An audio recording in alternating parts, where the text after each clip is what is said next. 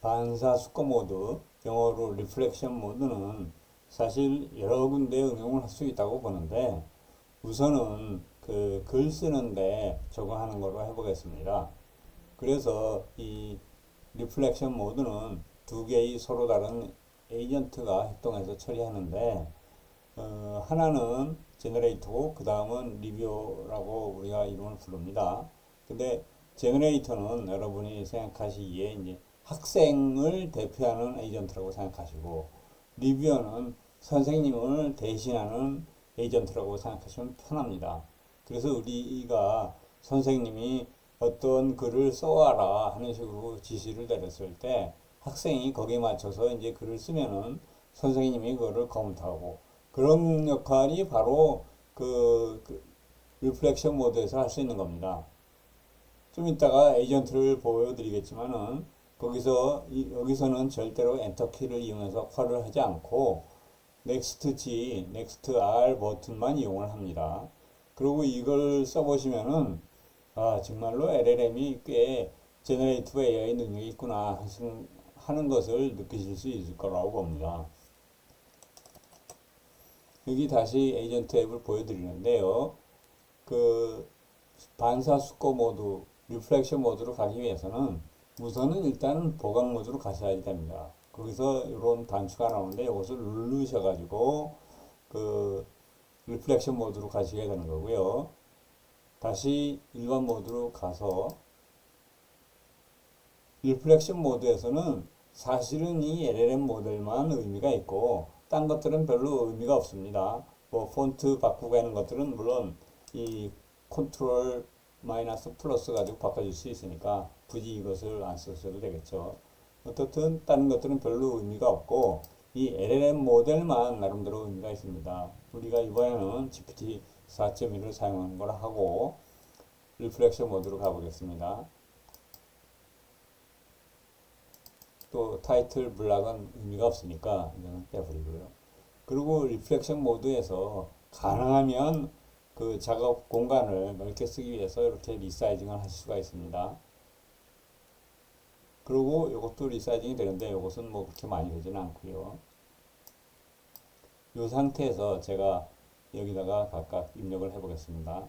하나는 제너레이터 지시문이고 그 다음은 리뷰어 지시문이고 여기다가 이제 그 맨 처음에 사용할 제너레이터의 그 요청사항이라고 볼 수가 있습니다.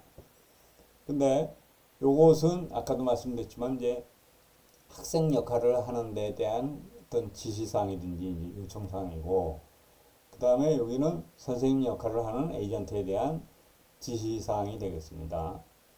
그래서 맨 처음에 여기 이제 입력이 되면은 우리가 넥스트 G로서 여기다가 출력을 얻고 그 다음에 여기서 출력 얻은 것을 다음에는 입력으로 해서 리뷰어가 요거 입력하고 요 지시사항을 같이 사용해서 여기다가 출력을 만듭니다. 그러면은 여기서 만든 출력은 또 다음번에는 제너레이터가 입력으로 사용을 해서 여기다가 출력을 만드는 거고 또 리뷰어는 여기 제너레이터 만든 출력을 입력으로 사용해서 다시 여기다가 출력을 만드는 거고 이런 식으로 몇 번 왔다 갔다 하는 겁니다. 그래서 그 제가 이름을 반사 수거 모드라고 붙여진 거는 영어로 이제 리플렉션이 그런 역할을 하는데 서로 왔다리 갔다리 하면서 하니까 그래서 이제 리플렉션 모드고 반사 수거 모드가 되는 겁니다. 이것을 이제 실제로 적용을 해 보겠습니다. 여기다가 입력을 했는데요. 여기 자세한 내용은 나중에 제가 워드로 만들어서 또 여러분하고 같이 전체적으로 검토를 할 테니까 그때 좀 보시면 될 것 같고 지금은 제가 워드 파일을 만들기 위해서 여기다가 숫자를 붙이겠습니다. 맨 앞에. 이것은 이유는 나중에 다시 또 아시게 될 것 같은데 여러분은 굳이 이 숫자를 사용하실 필요가 없습니다. 저만 그 워드 파일을 만드는데 편하기 위해서 이렇게 하는 거니까요. 참고로 그렇게 하시고 자 이번에는 그러면은 이렇게 입력할 때 사용할 내용이 들어갔으니까 이거 가지고 이제 제너레이터가 출력을 만들도록 해보겠습니다. 자 이렇게 제너레이터가 출력을 만들었고요. 다시 그러면은 이것을 이제 입력으로 해서 그 리뷰어가 출력을 여기다가 만들도록 해보겠습니다. 다시 여기도 이제 1번이라고 붙여서 또 입력으로 사용을 하겠습니다. 자, 이제 첫 번째 리뷰어가 여기다 출력을 했는데요. 이제는 두 번째 사이클을 또 해보겠습니다. 그러기 위해서 여기도 2로 하고 앞에 것들도 2로 바꿔서 또 해보겠습니다. 여기도 2, 여기도 2 다 이렇게 하고 다시 제너레이터가 출력을 만들도록 해보겠습니다. 자, 두 번째 제너레이터가 또 출력을 얻었는데요. 여기서 다시 이것을 리뷰에 입력으로 해서 또 해보겠습니다. 예, 이제 리뷰어가 또 두 번째 출력을 이렇게 내놨습니다. 여기 아까 2가 있었는데 2가 없어진 것만 해도 새로운 출력이 나왔다는 거 쉽게 이해할 수 있겠죠. 자, 그러면 이번에는 세 번째 사이클을 또 해보겠습니다. 그럼 다시 여기다가 3이라는 숫자를 넣고 이것도 3으로 바꿔보겠습니다.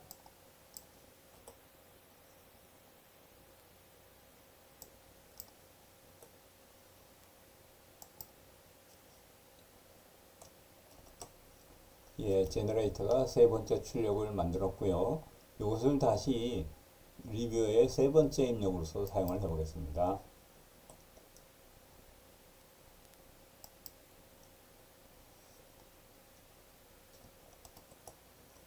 예, 이제 세 번째 리플렉션의 출력도 얻었는데요.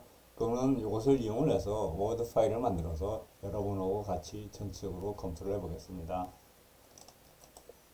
자, 여기 워드로 정리한 것이 있는데요. 우선은 선생님이 이런 과제를 주셨다고 가정해 봅시다. 미국 허밍웨이의 노인과 바다의 문학적 영향에 대해서 엑세이를 작성해 보라. 이렇게 과제를 주셨다고 하면은 학생 역할을 하는 에이전트는 우리가 이렇게 가르칠 수가 있는 겁니다. 당신은 글 작성 비서로서 3단락 에세이를 작성하는 임무가 있습니다. 사용자가 요청하는 것을 당신의 최선을 다해 작성하세요. 사용자가 비평을 제공하면 이전 버전을 비평을 반영하여 수정하세요. 이렇게 돼 있고 선생님 역할을 하는 에이전트는 이렇게 알려주는 겁니다. 당신은 당신에게 제공되는 글을 비평하는 비평가입니다. 제공되는 글을 내용, 스타일과 필요하면 역사, 문화적 배경, 지역적 상황에 맞추어 구체적 비평을 제공하세요. 이렇게 했습니다. 그래서 이제 처음에 제너레이터 가지고 얻은 출력은 이렇게 어느 정도 됩니다. 제법 여기서부터 여기까지. 쭉 뭐 여기서 이런 내용들을 구체적으로 하나하나 다 살펴보기는 좀 시간상 그렇고 어떻든 이렇게 그 LLM이 상당히 충실하게 그 우리가 요청하는 내용에 대해서 제너레이션을 합니다. 그 제너레이터 AI 역할을 제대로 하는 거죠. LLM이. 그리고 또 이제 그 다음에 이것을 입력으로 해서 리뷰어가 앞에 있는 그 지시사항을 따라서 또 이렇게 비평을 하는 거죠. 그래서 쭉 보면은 꽤 많이 이런 식으로 그 잘 나름대로 나눠서 여러 가지 역사적 맥락이니 뭐 이런 걸 하고 꽤 많이 잘 그 비평을 하고자 있습니다. 이런 식으로 해부도 하고 뭐 구체적 사례도 쭉 만들고 그렇게 해서 나름대로 꽤 아주 훌륭하게 비평한 그런 것을 만들었습니다. 또 다시 이걸 토대로 해서 이제 이게 상당히 많은데 뭐 여기서 글을 일일이 다 쫓아갈 수는 없고 이렇게 아주 그 LLM이 비평도 잘한다 이렇게 생각하시면 될 것 같습니다. 선생님 역할을 하는 그 에이전트가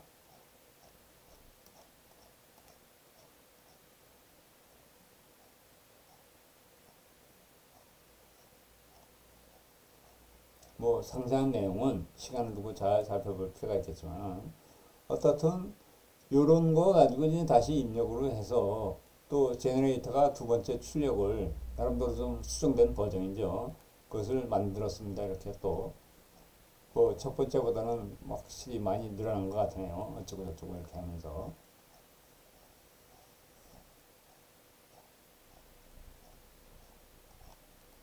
예. 그 다음에 이렇게 한참 했는데 다시 요것을 입력으로 해서 또 두 번째 리뷰어가 비평을 하는 거죠. 이런 식으로. 여러분께 사실 보여드리지는 않았지만은 제너레이터고 리뷰어고 이렇게 처리하는 속도를 시간을 보면은 리뷰어 쪽에 시간이 훨씬 더 많이 걸립니다. 뭐 그것은 이제 이 리플렉션 모드에 따라서 하는 게 항상 그런 건 아닐 것이고 이러한 주제로 저희가 과제를 냈을 때 그렇게 된다고 보시면 되는 거고요. 그래서 한참 아주 꽤 길게 비평을 했습니다.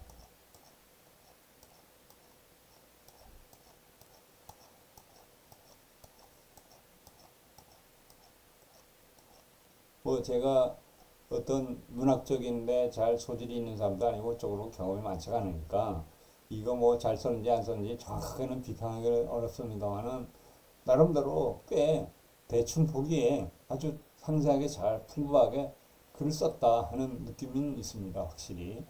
뭐 다른 분들도 그렇게 생각하지 않으실까 하는 생각이 드는데 어쨌든 저는 그렇습니다. 그래서 쭉 이렇게 한참 글이 한참 기네요. 네.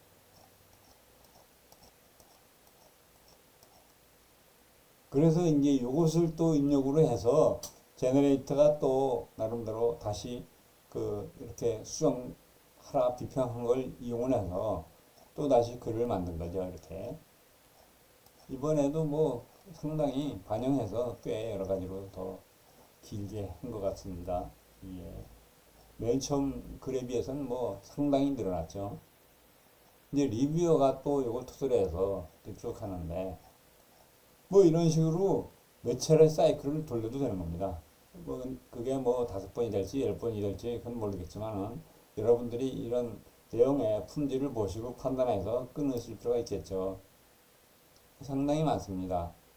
어쨌든 여기서는 뭐 이런 거를 일일이 다 살펴볼 필요는 없을 것 같고